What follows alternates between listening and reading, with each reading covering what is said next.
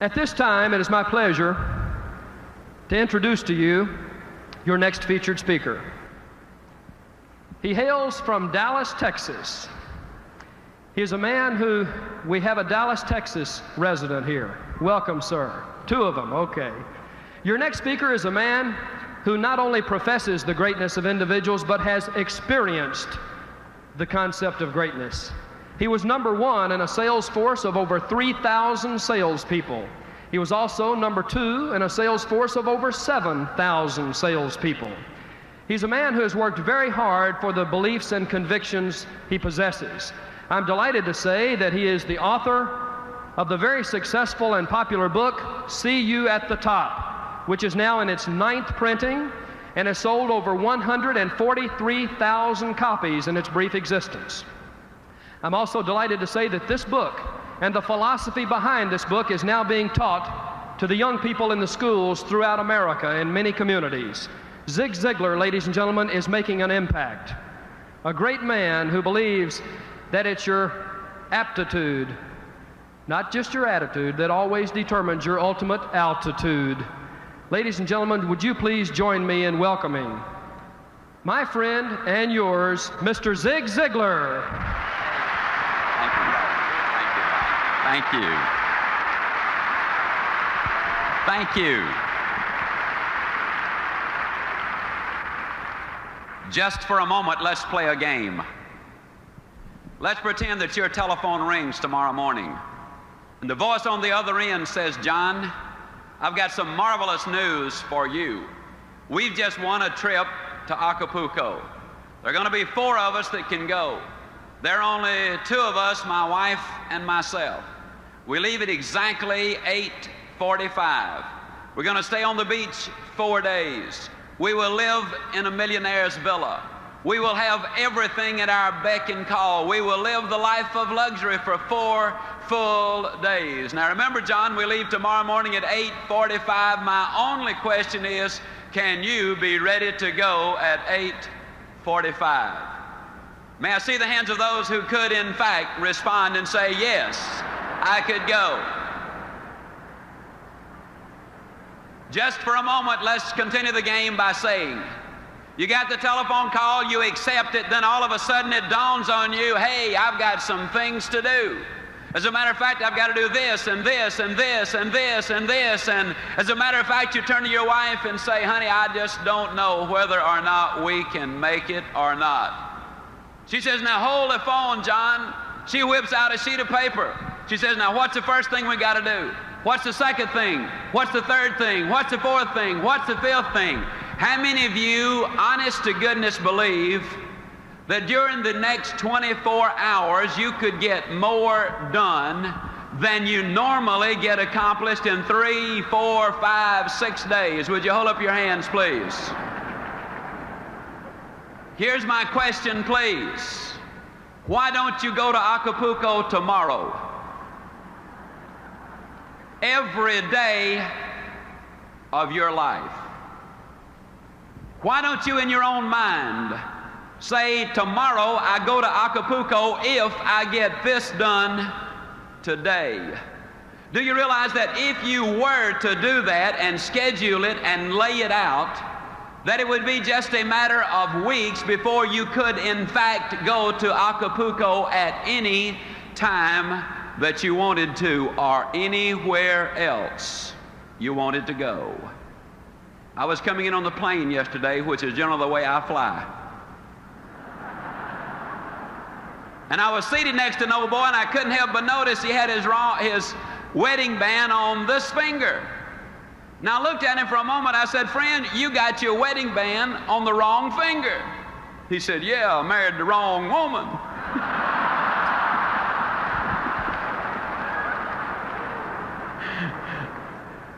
I don't know whether he did or not, but I am completely persuaded that most people have the erroneous idea about what it takes to be successful, and then about what success is, and about what life is. And I would like to, during these next few minutes, climb down right inside of your mind. I'd like to climb down in your emotions. I'm going to motivate you. I'm going to say some things to you that are going to have an impact, and you will, in fact, not be the same when you get up from your seats at the end of this evening. On your trip to Acapulco, there were several things involved.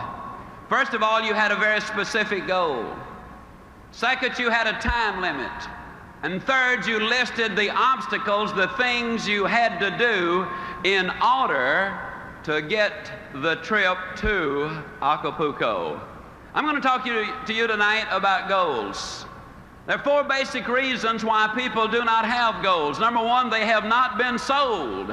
Now, friends, I'm flat going to sell you on why you got to have them. I didn't say I wanted to. I didn't say I was going to try to. Didn't say I hope to. I flat said I'm going to sell you on why you must have them. The second reason a lot of people don't have goals is they do not know how to set those goals. I'm going to give you a basic formula for setting those goals that will be precise if you will follow it. The third reason a lot of people do not have goals is they have fear. You see, there's a certain amount of risk involved when you say, this I'm going to do. Even if you do not tell anyone else, when you set a goal, there's a certain amount of risk involved. Then the fourth reason a lot of people do not have goals is because they have a poor self-image. If you do not think you deserve success, if you do not think you deserve a bigger home, to be $1 million producer, to have an outstanding mate, or beautiful, well-disciplined children who are productive, if you don't think you deserve them, then you'll do things that will keep you from getting them. Let's look at number one. Let's sell you on the idea of having goals. Are they important? At Yale University in 1953, they did a study of the graduating seniors. They discovered that of the graduating seniors, only 3% of them had definite, predetermined, written down goals. 20 years later, they did another survey of those seniors who had graduated. They discovered that the 3% who had committed their goals to paper had accomplished more than the 97% who had not written them down. What about you personally? Have you got your goals laid out?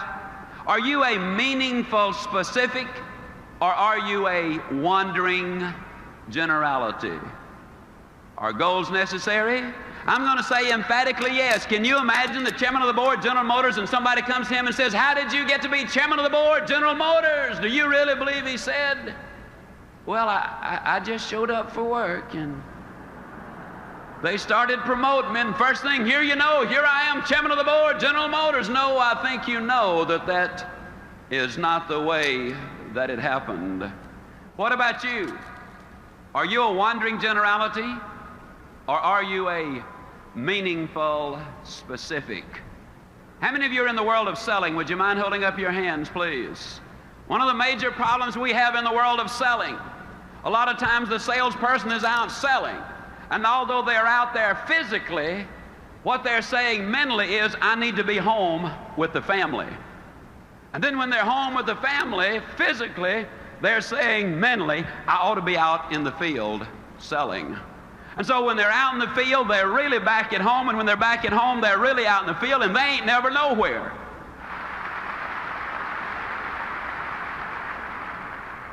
People today complain of lack of time. It's not lack of time that's the problem, it's the lack of direction. Are you a wandering generality, or are you a meaningful specific? Howard Hill was probably the greatest archer who ever lived. He killed a Cape buffalo with a bow and arrow. He killed a Bengal tiger with a bow and arrow. He won 281 consecutive tournaments. He was never beaten in competition. As a youngster, I have seen Howard Hill in newsreels from 50 feet draw dead aim and split the center of that bullseye perfectly in the center. And yet he could take the next arrow and literally split the first one. An amazing demonstration of skill. And yet I'm going to look at you dead center and say to you, I could spend 20 minutes with you And at the end of that 20 minutes, Dick, I could have any man in this audience or any woman in this audience hitting the bullseye more consistently than Howard Hill could have on the best day he ever had, provided we blindfolded Howard Hill and turned him around so he would not know which direction he was facing. And you rather obviously laugh and say, Ziglar, that's silly. Of course. How could a man hit a target he could not see? That's a pretty good question. Here's another one. How can you hit a target you do not have? Have you got one? Are you a wandering generality, or are you a meaningful specific? Are you going to work tomorrow because that's what you did yesterday? If that's the reason you're going tomorrow, you won't be as good tomorrow as you were yesterday because you're 2 days older and no closer to the goal you do not have. You got to have those goals. A lot of people don't have goals because of fear. I want to skip one and talk about this one just for a moment. I'll be leaving on an airplane tomorrow for Toledo, Ohio. Now, I got sense enough to know that some of those airplanes are coming down faster than they're going up. It's dangerous for that plane to fly. You see in the newspapers where the ships leave the harbor, and you see where some of them sink. It's dangerous for the ship to be on the ocean. You read where people lease their homes, and the lessee, the people who rented the house, they tear it up. It's dangerous to let somebody move into your house. And yet the engineers tell me that it's more dangerous for that plane to stay on the ground, that it will rust out faster than it will wear out up into the heavens. They tell me that that ship will collect more barnacles in the harbor and become unseaworthy faster than it will sailing the high seas. And they tell me that if that house stays empty, that it will deteriorate faster than if you do not have someone living in that house. Besides, planes are built for flying. Ships are built for sailing. Houses are built for living. And man, too, was built for purpose. He was designed for accomplishment. He's engineered for success. He's endowed with the seeds of greatness. And the greatest danger we as human beings have is when we do not do anything at all. Stop 100 young men, age 25, on any street, USA. Follow them until they're 65 years old, and of those who are still living, you will discover that only 5 of them have succeeded financially. It's almost as if they had set out in life to fail. But I also believe one of the reasons is most people don't understand this thing called money. See, I think it's all right to have money as one of your goals. Occasionally I speak to people and they say, well, I don't want to make a lot of money. You know, I believe a man or a woman that would say that would lie about other things too. A lot of people don't have it because they don't understand it. They talk about cold, hard cash. And it's neither cold nor hard. It's soft and warm. Feels good. Beautifully colored. Not once has that redhead of mine over here ever said to me, wait a minute, honey, I got to go change clothes because what I'm wearing won't go with what you're carrying. As a matter of fact, it goes beautifully with it. Every once in a while, I'll have some of my Christian friends. They'll adjust their halos and say, Zig, how do you reconcile all of that talk about money with Christianity? And I say, it's easy. I believe God made the diamonds for His crowd, not Satan's bunch.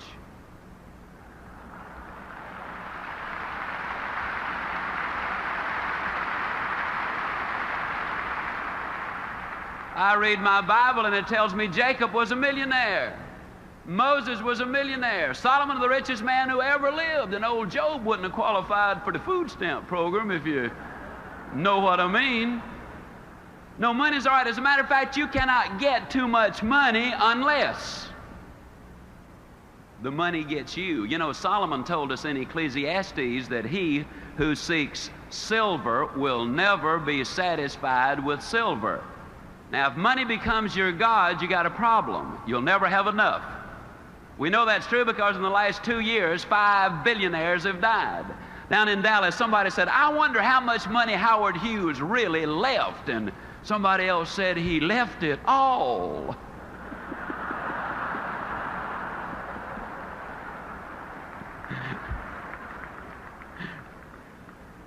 So if anybody asks you how much you're going to leave, say, same as Howard Hughes.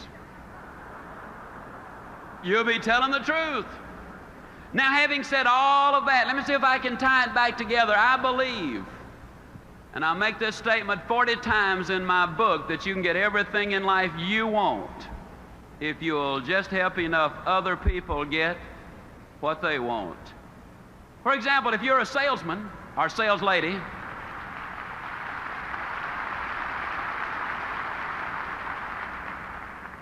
if you're selling a product that solves a problem, then you're helping someone else get what they want, which is the solution to the problem, so you get what you want and what you deserve.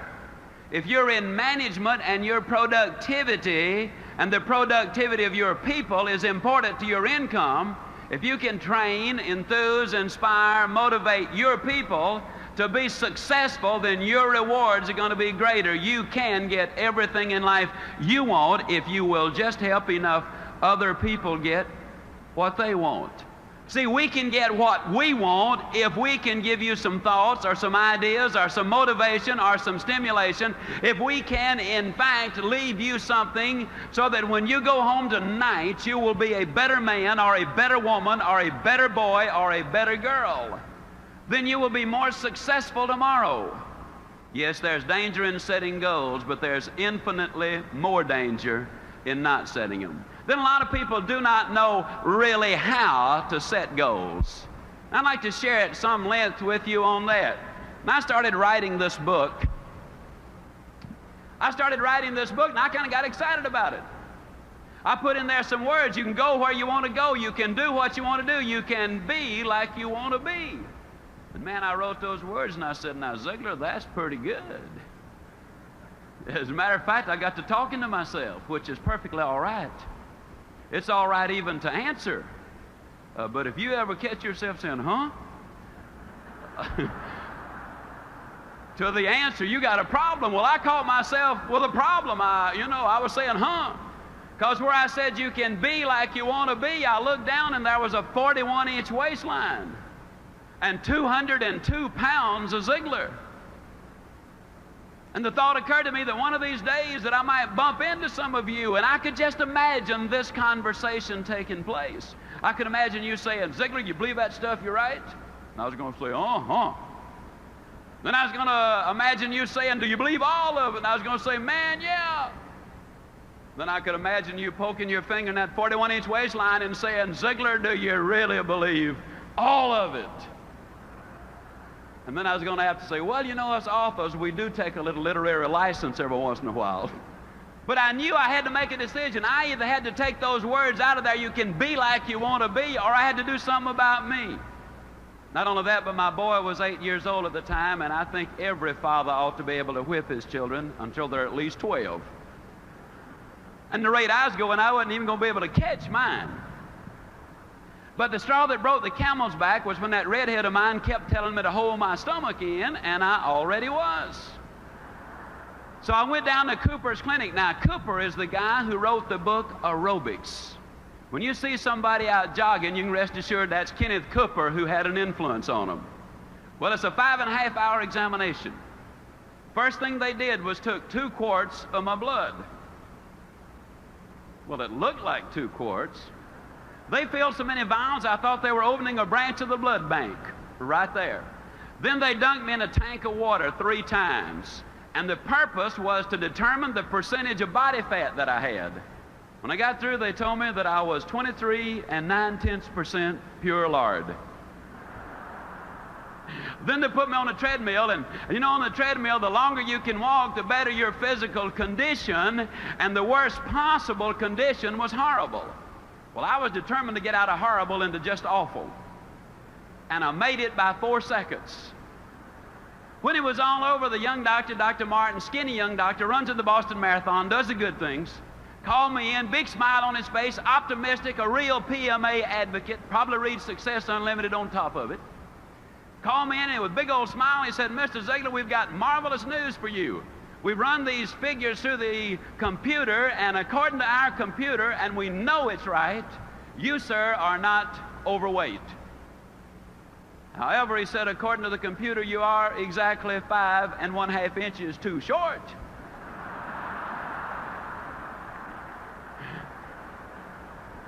And I said, well, Doc, that's pretty bad, isn't it? He said, no, actually, you're in remarkably good physical condition for a 66-year-old. And I said, Doc, I'm 46. He said, you're in awful shape. I said, as a matter of fact, if you were a building, I'd condemn you. And I said, well, Doc, what can I do? And he whipped out a sheet of paper thicker than my book, and by the time he got through telling me what I could do, I was kind of like the little boy who asked his daddy a question. And his daddy said, well, son, why don't you just ask your mother? The little boy said, Dad, I just didn't want to know that much about it. I got home, and that redhead of mine said, honey, you're going to be out running all over the neighborhood, I suppose. And I said, yep. Well, she said, if I'm going to have a 46-year-old fat boy running all over the place, I'm going to get you looking as good as I can. So she went down and bought me a fancy running outfit, and I'd already gotten some fancy shoes. Oh, and I did something that was really ugly. But I hadn't read Ann Landers at the time, and I'm going to use that as my excuse, although I really knew better. You know, Ann says that you should not steal pages out of other folks' magazines. Well, there was a page in one of the doctor's magazines advertising jockey shorts. Now, I don't know if you folks in Minneapolis read the jockey short ads or not. But if you don't, the next time you see one, you should at least look at the picture. You'll find out in a hurry, they don't put jockey shorts on fat boys.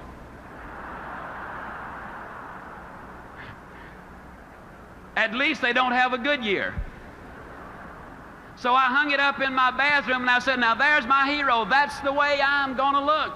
Well, the next morning that alarm clock sounded off, and I hopped out of bed and put that fancy running outfit on and hit the front door and ran a block. Oh, but the next day I did lots better. I ran a block and a mailbox. Then the next day it was a block and 2 mailboxes, then a block and 3, and a block and 4, and a block and 5. One day I ran all the way around the block, came back in, woke the whole family up and said, guess what Dad has done? And one day then I ran a half a mile. Then one day I ran a mile. One day I ran a mile and a half. One day I ran 2 miles. Started doing the sit-ups, only 8 the first day, then 10, then 20, then 40, then 80, then 120, then 200. Started doing push-ups, only 6 the first day. Then 8, then 10, then 20, then 30, then 40. Today I do the GI push-up. That just means you push up in the air and slap your hands while you're in the air. I'll tell you, it's different from the others. And that weight started coming down from 202 to 165. The waistline dropped from 41 to 34. Oh, I know a lot of people have said to me, yeah, but I bet you were dieting religiously, which is partially true because I did quit eating in church.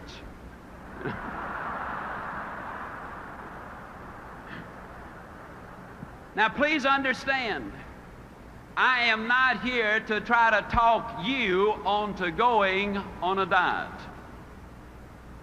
I'm here to talk to you about goals. As a matter of fact, I talk about it as much as I do because it involves every single principle of goal setting. First of all, ladies and gentlemen, my credibility was at stake. You see, if I'm going to write in my book, you can be like you want to be. If I'm going to stand up in front of you and say, you can be like you want to be, and I come waddling out at 2:02, there goes credibility. If I get up here and acknowledge Jesus Christ one moment and tell you a dirty joke the next, there is no credibility. See, credibility is a tremendously important thing. That was first.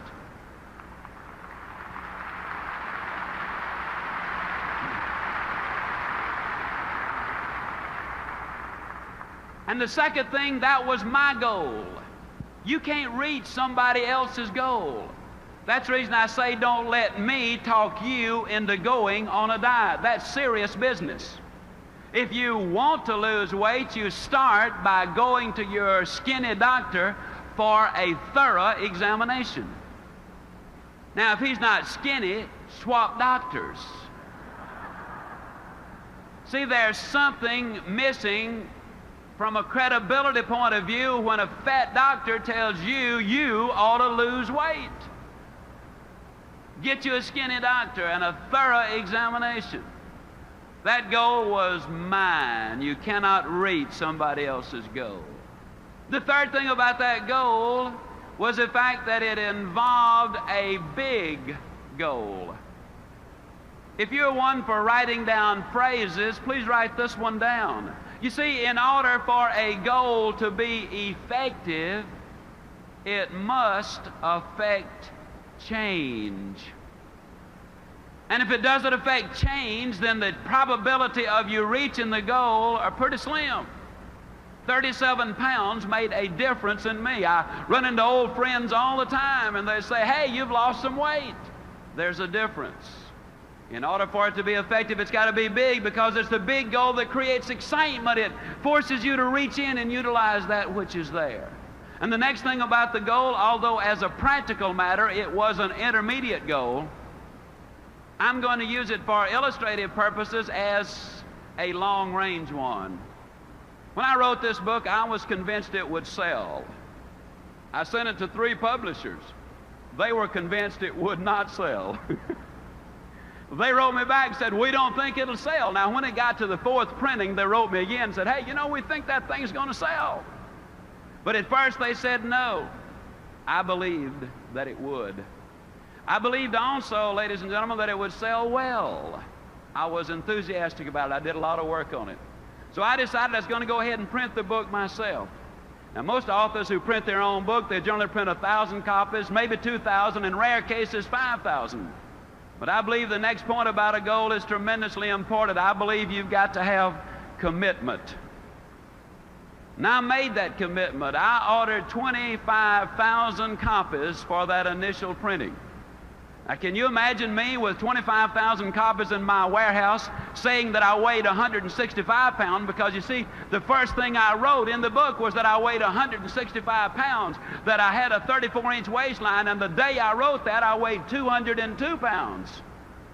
Can you imagine me stuck with a warehouse full of books saying I weighed 165, and I come waddling out and saying, it works? I'd made a commitment. You got to have those long-range goals. And the rule is a simple one. You go as far as you can see. And when you get there, you'll always be able to see further. The doctor told me I had to lose 37 pounds. Now that was specific. See, that's another point about goals. It's got to be specific. You can take the hottest day the world has ever seen. Take the most powerful magnifying glass you can buy in any store.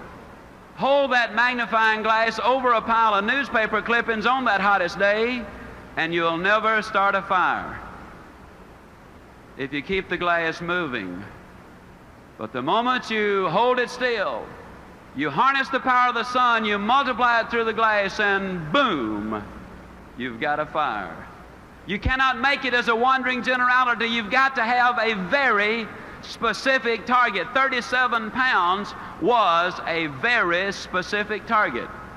My target date was 10 months down the road. So I looked at the 37 pounds divided by 10. It came out 3 7/10 pounds. Boy, I got excited. 3 7/10 pounds a month, why, anybody can do that. It's easy. As a matter of fact, I was so convinced that I could lose 3 7/10 pounds in a month that I didn't even bother to get started the first 28 days.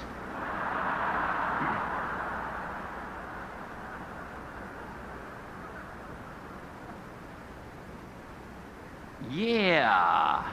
Greatest labor-saving device ever invented was tomorrow. So the other point, if you're going to do anything, you got to break it into a daily basis, and you got to get started. Now, I was raised down in a small town in Mississippi. Yazoo City, Mississippi. Now, today, there are a lot of people that try to impress folks by telling them they're from Yazoo City, but I really am. As a matter of curiosity, how many of you here today have never been to Yazoo City, Mississippi? Never been, okay?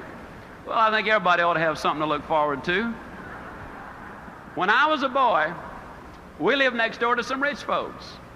And I know they were rich, Brother Byrne, because they had a cook.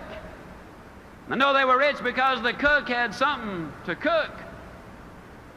During the Depression, that was a sure sign of wealth, and I was over there for lunch one day, as I tried to be most every day. And cook brought the biscuits out. No exaggeration, those biscuits were no thicker than this wristwatch. And I looked at them for a moment. I said, Maud, what in the world happened to your biscuits? She reared back, gave that big old tummy laugh, and said, well, I'll tell you about those biscuits. She said, they squatted to rise. But she said they just got cooked in the squat. Hey, you know anybody that gets cooked in the squat? You know anybody that's really going to do something as soon as the kids get out of school, and then I'll have more time to do those things? Then the kids get out of school and they say, well, I didn't realize it, but I got to take them everywhere. Wait till the kids get back in school, then I'll really get busy. Kids get back in school, they say, well, we got a winning football team this year. Got to support the team. Wait till after football season, then I'll really get busy. Football season is over, they say, well, you know, it's Thanksgiving and Christmas now and New Year's. Wait till after the holidays, then, man, I'm really going to get busy. After the holidays, they say, well, you know, the weather is just so bad, and isn't this the worst winter we have ever had? Wait till the weather clears up a little bit, then I'll get busy. After the weather clears up, they say, well, you know, this is the first chance I've had to play a little golf or go fishing. Wait till I get that out of my system. Then they say, well, it's almost time for Easter. Wait till after Easter. After Easter, they say, well, you know, it's now almost time for the kids to get out of school, but that's where we came in, wasn't it? See, the people who wait for Aunt Matilda to move out, or John to get on the day shift, or for him to swap in the old clunker, or until we get a new governor or a new administration, the people who wait for external changes before they make an internal decision will get cooked in the squat every single time. I can guarantee it. If you're going to reach your goals, you got to make up your mind. You do something today. You can't do everything at once. And if I were to relate back to weight, it's appalling to me to have somebody come up who's 150 pounds overweight and say they're going to lose it in 3 months' time. Friend, it took you 40 years to put it on. Don't take it off like that. I took mine off and kept it off because I changed the thing that put it on. A habit. I ate too much regularly. I didn't gain 37 pounds in one weekend. It is one more bite that done me in. It's the little things. I looked at that weight and I realized that all I had to do was lose 1 9/10 ounces a day. And if I lose 1 9/10 ounces a day, then yes, I'm going to lose that weight. And ladies and gentlemen, to the ounce and to the day. 10 months, I had lost exactly 37 pounds. I had set the goal and I had reached it. Now, a lot of times people come to me and they say, Zig, tell me the truth. I'm always amused that people that say, tell me the truth, they're implying, I guess, that have been lying up until then. Tell me the truth now, Zig. How did you feel about getting up in the morning and going out there and doing that running? How'd you feel about it? I'm going to tell you the truth. I hated it. Man, that alarm clock would sound off, you know, and I'd lay there for a minute and I'd think to myself, Ziglar, what's a 46-year-old fat boy like you doing getting up running all over the neighborhood? Your buddies are sound asleep. What are you trying to prove? And then I'd look down at that 41-inch waistline and I would say, Ziglar, do you want to look like you or do you want to look like the guy in the jockey shorts? Well, I didn't want to look like me. No way. So I'd get out of bed. But just because I was running, that didn't mean I had to like it. Man, I'd get out there and run. I don't know what I'm trying to do. acting like a teenager, and everybody else is sound asleep, and here I am doing a fool thing like this. That's crazy, you know, and off I'd go. And don't you think for 1 minute I didn't tell everybody about it either. Friends, relatives, strangers, everybody I came in contact with, I'd tell them about that enormous sacrifice I was making. Listen, at one time in my life, I could get up and make you a speech, and I could put a strain in my voice and a pained expression on my face, and I could say, friends, you got to pay the price. Oh, what a bunch of baloney that is. I ran in the snow of Winnipeg, Canada.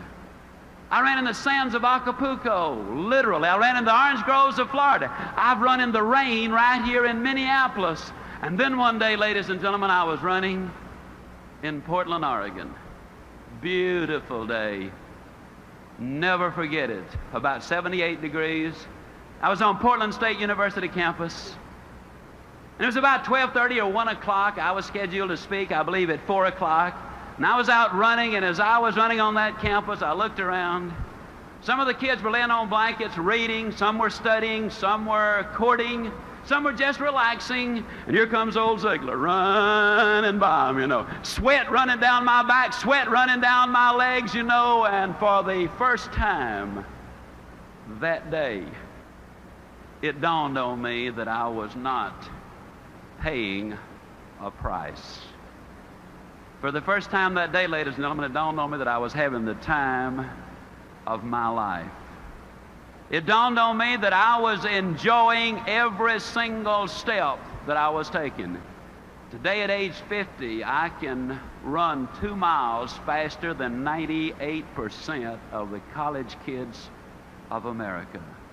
I'm stronger than I was a quarter of a century ago. I can do things that I could not have dreamed of doing just a few years ago. I contend that you do not pay the price for good health. You thoroughly enjoy the price. You pay the price.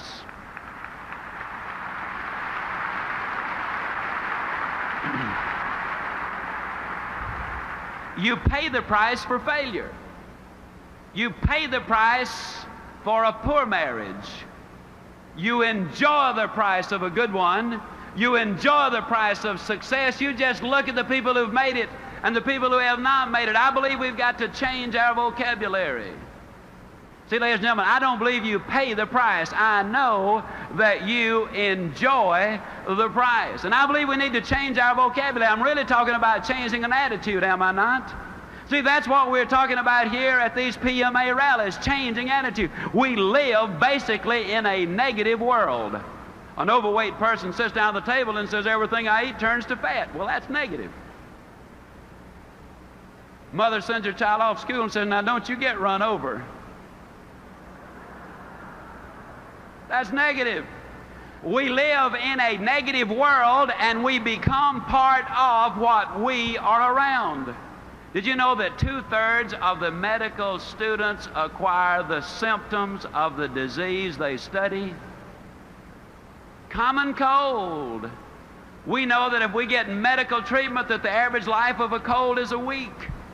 If we don't get the medical treatment, the average life of a cold is 7 days. They don't know what causes the cold, they don't know what cures it, but they do know who gets it. The odds are over 10 to 1 that when you get the cold, it's because you're emotionally depressed. You've got stinking thinking, which, if it continues long enough, will lead to hardening of the attitudes. You become part of what you're around. Classic case. You take a southern boy or girl and send them up north, and in a matter of months, they'll pick up an accent. You've noticed it. Or you can take a northern boy or girl and send them down south, and in a matter of months, we'll have them talking normally.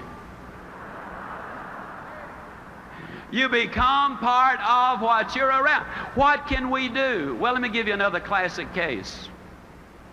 Reported in the July 1976 issue of Success Unlimited magazine, in Israel, there were a large number of immigrants from the Orient and a large number of immigrants from Europe arrived at about the same time. They did an IQ evaluation on both groups. The average IQ of the children from the Orient was 85. The average IQ of the children from Europe was 105. On the surface, it appears that the European Jewish children were a little smarter. But they put all of these kids together in the kibbutz, where the direction is positive, where the input is you can do it, where the dedication is complete, where the build-up, the motivation, the drive, the direction is fantastic. And 4 years later, the average IQ was exactly the same thing, 115. You can change. You can grow. The greatest message I could ever give to you is that one simple thing. Yes, you can grow. I say it with all of my heart. I know in my mind that man was designed for accomplishment, that he's engineered for success, that he is endowed with the seeds of greatness. You can start from where you are with what you've got. And so long as you build on a moral foundation, I believe you can get anything you really want if you'll just help enough other people get what they want. I'm going to share a story with you.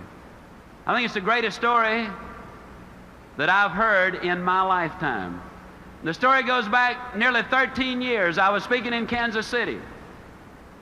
And there I met a man. His name is Bernie Loftig. He's more than a friend. He's a brother. He's in the audience right over here.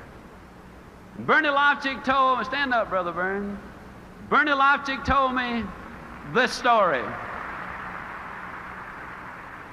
He said, Zig, when our son was born, our joy knew no bounds. Because we already had our 2 daughters, now we had our son. The family was complete, but he said it wasn't long before we knew something was wrong, because his head hung too limply on the right side of his body, but the family doctor said he would outgrow it. We knew better, so we took him to a specialist. The specialist diagnosed his condition as a reverse of club's feet and treated him for that, but he said, we knew, Zig, it was more serious.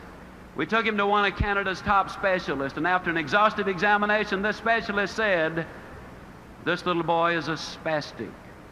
He has cerebral palsy. He's never going to be able to walk or talk or count to 10.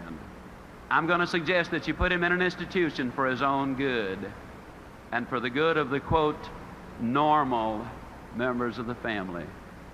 But Brother Byrne looked at me and he said, you know, Zig, I'm not a buyer, I'm a seller. I could not buy the idea that my son was going to grow up being a vegetable, so we took him to another doctor who told us the same thing. And then another and another and yet another and another until 30 doctors said there is no hope. Then they heard of a Dr. Pearlstein down in Chicago.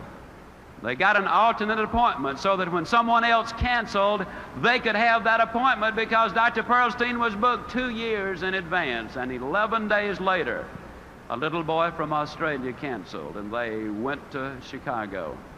Dr. Pearlstein examined David perhaps as no child has ever been examined before. And when he finished, he said, this little boy is a spastic. He has cerebral palsy. He's never going to be able to walk or talk or count to 10 if you listen to the prophets of doom. But he said, I want you to know that I am not problem conscious. I am solution conscious. And yes, I believe there is something that can be done for this boy if you are willing to do your part. Well, obviously, Byrne and Elaine Loftig said, Doctor, tell us what to do. We will do anything. And the doctor and the therapist and the nurses spelled it out in minute detail. They said, you're going to have to push this little boy beyond all human endurance. Then you're going to have to push him some more. You're going to have to work him until he falls. Then you're going to have to pick him up and work him some more. You got to understand that there is no stopping point. That if you ever stop, he goes back. You got to understand that there might be months and even years when you will be unable to detect any change, but you gotta stay with it. And one last thing, don't ever give him therapy in the presence of another victim of cerebral palsy. Because if he sees them taking therapy, he will inadvertently pick up those awkward movements. You see, we become part of what we are around. Whether it's moral or immoral, whether it's good or bad, stay with it long enough and it's going to rub off on you. The Lofticks went home. They built a little gymnasium in the basement of their home. They hired a physical therapist and a bodybuilder. It took them a lot of months, but one day David Loftic could move the length of his own body. It took him several years, but one day the therapist called Bernie home and said, "I believe David is ready," and Bernie rushed home. And David Loftic was down in the basement and on a little mat getting ready to do a push-up. As that little body started to rise into the air, the emotional and physical exertion was so great there wasn't a dry inch of skin on that little body. And when he finished that one push-up, Mother and Dad and little David and the sisters and the therapist and everybody broke down and shed those tears, which so eloquently say that happiness is not pleasure. Happiness is victory. And the story, ladies and gentlemen, is even more remarkable when we know that one of America's leading universities had examined this little boy and said there are no motor connections to the right side of his body. He has no sense of balance. He will have extreme difficulty even being able to walk and stand straight. He'll never be able to swim or skate or ride a bicycle. On October the 23rd, 1971, my wife and I had the privilege of flying to Winnipeg, Canada to attend the bar mitzvah of little David Loftic. Oh, how I wish you could have been there. How I wish the television cameras of the world had been clearly focused on what we saw as this little boy walked to the front of the synagogue, tall and straight and strong. I wish you could have heard him as he uttered those words that moved him into the manhood of the faith of his forefathers. I wish you could have seen what we saw, knowing what we knew, because you see, at that time he had done as many as 1,100 push-ups in a single day. He had run as much as 6 miles non-stop. He was shooting golf in the high 80s, one of the best table tennis players in Winnipeg, Canada. He had entered as a 7th grader St. John's Ravens Court School for Boys, where this little boy, who was never going to be able to count to 10, did quite well in 9th grade mathematics. February 1974, he qualified for an unrated $100,000 ordinary life insurance policy. So far as we know, the first and only time this has ever happened. And I tell you the story of David Loftic because it involves so many of the principles in which I believe. It begins with the right foundation of honesty and character and faith and loyalty and, yes, love. Oh, what a love story this one is. You see, every night this little boy used to have to put his braces on, and every night he would say, "Dad, do we have to put them on tonight?" Or, "Mom, can't we just leave them off tonight?" Or, "Do we have to put them so tight?" And you mothers and fathers know what I speak of when you have a little boy with tears running down his cheeks, pleading, "Don't put them on tonight." But because they did love him so much, they did not listen to the tears of the moment because they wanted to see the laughter of a lifetime. And that, ladies and gentlemen, really what love is all about, because you see, so many of us as parents are reluctant to do for the child what is best for the child because we fear that child then might withhold his love from us, not knowing that over the long haul, the best way to guarantee his love is to demonstrate ours by acting in his best interest. I tell the story of David Loftic because it involves so many of the principles in which I believe. They had a beautiful relationship with others. The doctors and the nurses, you see, they all had a part. The therapists all had a part. You don't climb the high mountain by yourself. It is in conjunction with others that we really accomplish the major things in life. That's why I like to tell the story of David Leipzig, because it's a story of cooperation. I tell the story because it's a story of goals, of big goals, of lifetime goals, of monthly goals, weekly goals, hourly goals even, ladies and gentlemen. I tell the story of David Leipzig because it involves so much in attitude. You talk about attitude. This boy, since he was too small to carry it, used to have his own cassette player. And every day that little mind was fed with the good, the clean, the pure, the powerful, the positive messages over and over and over. You can do it, son. You can do it. See, we live in such a negative world that unless we deliberately read the good books daily, unless we deliberately, regularly feed our minds with those motivational recordings that in essence remind us over and over in a negative world that we ourselves can be positive if we have the positive input. And yes, I tell the story of David Leipzig because I believe it has so much to do with one of those things that so many times we as individuals have a tendency to overlook. As a matter of curiosity, and I'm almost through. Of course, you know, when us Baptists say finally, that don't necessarily mean immediately. That just means we're getting close. But I tell the story of David because it emphasizes so many of the things in which I believe. I'm just curious, how many of you had already noticed this chrome-plated pump sitting here on the... That's amazing. You know, I've noticed something. When I get aboard an aircraft with this pump,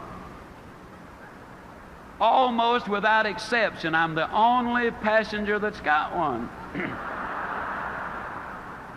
And so I've got to assume by that they must be getting scarce. I believe this. I believe that this pump is going to sum up what I want to say about life and what I want to say about David Leipzig. Got a couple of good friends down in South Alabama. Their names are Bernard Haygood and Jimmy Glenn.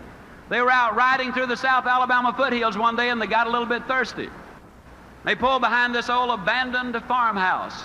Bernard was driving, he hopped out, he ran over to this old pump, and he grabbed the handle and he started the pump. Now, just as a matter of curiosity, how many of you good folks up here in the big city have ever used one of these old water pumps? Hey, that's fantastic. Okay. Well, it was hot. It was August. And old Bernard wanted a drink of water. And after he'd been pumping a couple of minutes, he said, Jimmy, better get that old bucket over there and dip some water out of that creek. We're going to have to prime the pump. How many of you know what I'm talking about when I say you got to prime the pump? Well, for you non-pumpers, that just means that you got to put something in here before you can get something out here. See, a lot of people stand in front of the stove of life and say, stove, now give me some heat, then I'll put some wood in you. A lot of times the secretary says, boss, give me a raise, then I'll start coming to work on time. So many times the student will say, teacher, just give me a passing grade this semester. My folks are going to tear me up if I don't have a passing grade. Then next semester, I'll guarantee you I'll study. Can you imagine the farmer saying, Lord, give me a crop this year and I promise I'll plant next year? No, it doesn't work that way. First of all, you got to put something in before you can get something out. Well, old Bernard wanted that drink of water. I mean, it gets hot in South Alabama, and he was just pumping away, you know. And I'll tell you, that sweat was beginning to come off of him. And he said, you know, Jimmy, I just don't believe it's in the water down there. No, Jimmy said, yeah, it is, Bernard. You know, in South Alabama, the wells are deep. And we're glad they are because, you see, the deeper the well, the cooler, the cleaner, the sweeter, the purer, the better tasting that water is. And isn't that the story of life? Isn't it true that that prospect that you really have to work on the most when you finally do make that sale, isn't it true that that's the one that really gives you the most satisfaction?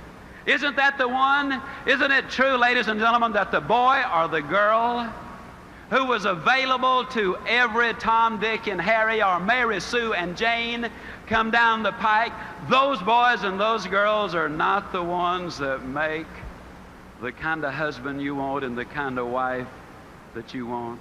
Isn't it true that the things in life that have value, that you got to do some pumping for? Well, old Bernard, man, he wanted that drink of water. I mean, by then, he was really working up a sweat. But, you know, there's always that question, just how much pumping are you willing to do just for a drink of water? And finally, old Bernard just threw up his hands. He said, Jimmy, they're just sitting in the water down there. Jimmy said, don't stop, Bernard, don't stop. If you stop, it goes all the way back down, and then you'll have to start all over.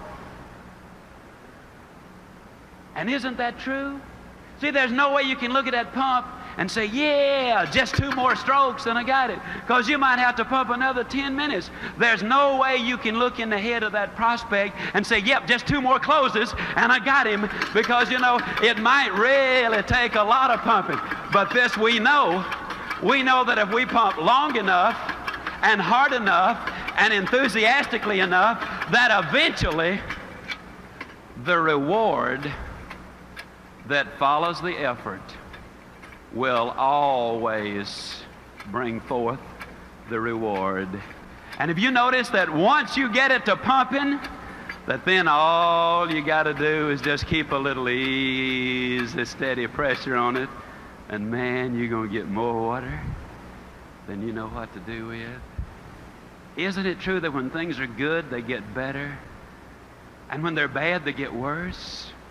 And it's got nothing to do with what's going on out there.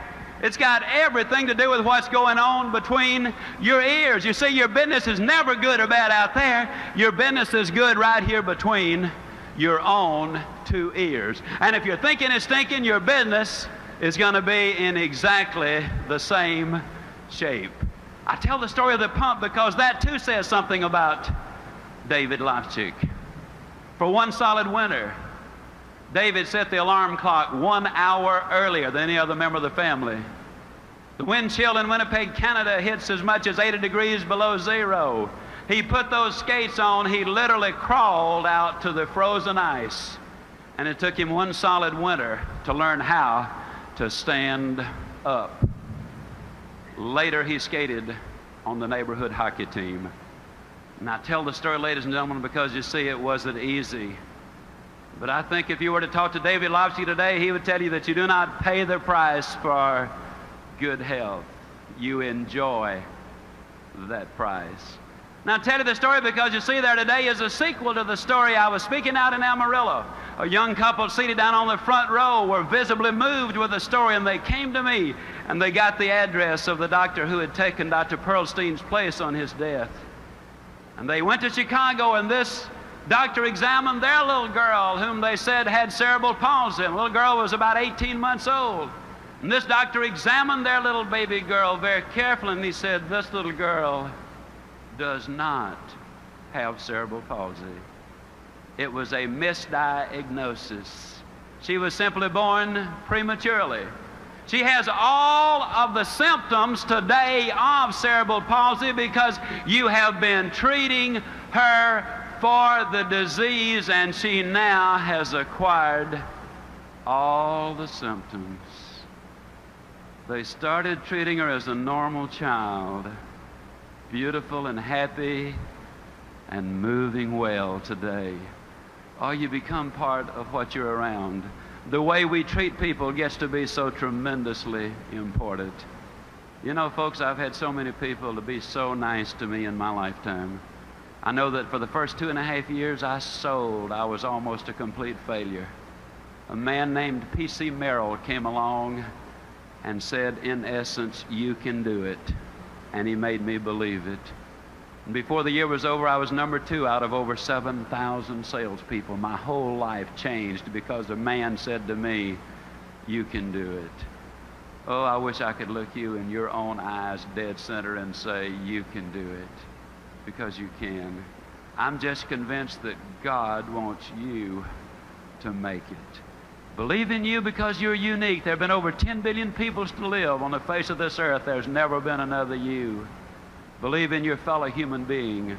Believe in what you're doing, the company you represent, the product you sell if you're a salesperson. Believe in our great country. It's the greatest land on the face of this earth, and of infinitely more importance than anything I or any other speaker who will ever address you will ever say. Believe in Almighty God.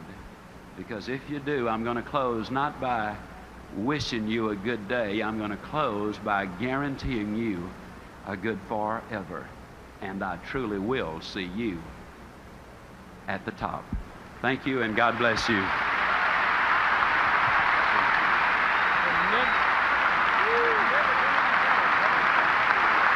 Zig Ziglar, ladies and gentlemen.